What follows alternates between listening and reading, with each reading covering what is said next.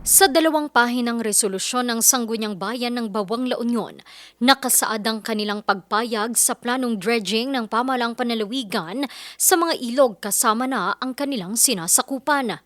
9 sa 10 mga konsihal ang nakapirma rito. Sa ilalim ng resolusyon, nakasaad na puno na ng putik at latak ang Balili River na labis ang nakakaapekto sa pagdaloy ng tubig sa ilog. Mas mababaw na rin daw ang ilog kaya't nagiging mabilis ang pag-apaw nito tuwing malakas na pag-uulan.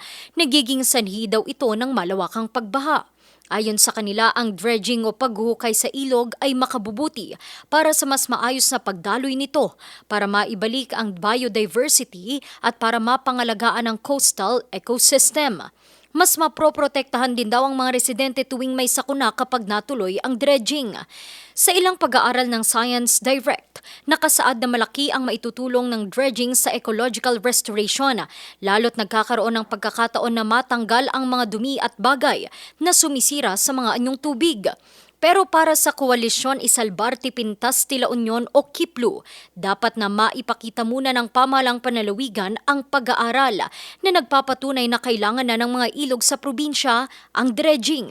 Mariin kasi nilang tinututulan ang naturang plano. Marami ang kanilang mga hindi pa binabanggit o pinapakita ng mga dokumento, katulad ng Manual of Procedures, no? At saka yung master plan ng DPWH na master plan to dredge the major rivers of La Union. Nasaan yung science-based study na kung totoong heavily silted ang ano? Makikita nyo naman, nag-flow naman ng tubig, no? Kasi ang mga rivers ay rivers of life yan eh.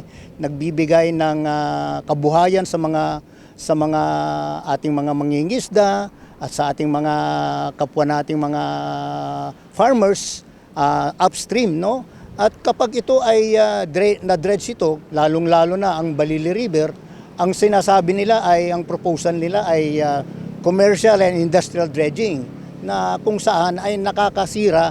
Dagdag pa niya, hindi umano ang pagpapaganda sa ilog ang nakikita nilang dahilan ng planong ito, kundi pagmimina. Ang suspetsa nga namin mineral mineral dredging ito mineral extraction kasi actually dito sa Balili River lang may mga nagfa-fanning diyan no, nakakuha sila ng mga pakunti-kunting gold at saka ibang minerals na kung saan ay gusto nilang i-extract, no. Panawagan niya sa mga kababayan tumutol sa naturang plano ng dredging. Nauna na ring nagpasa ng resolusyon ng Sangguniang Bayan ng Aringay na hinihiling na mas pag-aralan pa ang proyekto bago ito ipasa at ipatupad.